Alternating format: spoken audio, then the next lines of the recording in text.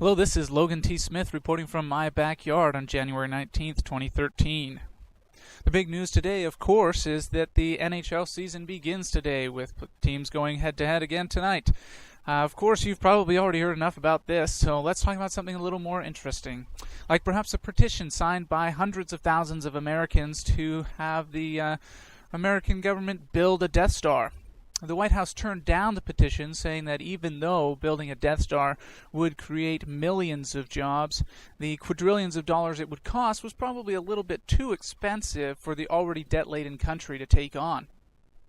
Besides which, who really wants the Americans to have a Death Star?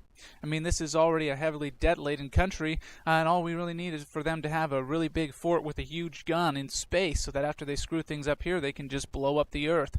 Perhaps when China calls in the debt and says, hey, you owe us money, they'll be like, ha ha ha ha, goodbye, and blow up the Earth. That's really not what I'm interested in, because that really messes us over in Canada, even though we've got nothing to do with it. Besides which, doesn't Disney own the rights to the Death Star plans now, since they bought Lucasfilm? See, I don't really think that matches up with their marketing strategy. You know, you have Disneyland, nice fun place to be, Disney World, fun place to be that's even bigger, and then you have the Disney Death Star. You know, one of these things just isn't like the others. One of these things just doesn't belong. So I don't see the Death Star coming in any near future. In more local news, you have Idle No More up to their shenanigans again, blocking roads, including the Pat Bay Highway.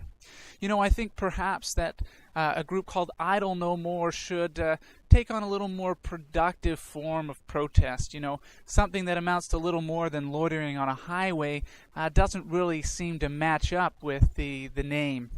Perhaps they should do something a little more productive, like raising a barn, or perhaps plowing a field, you know, something that really shows the great contribution that they can make to Canada today.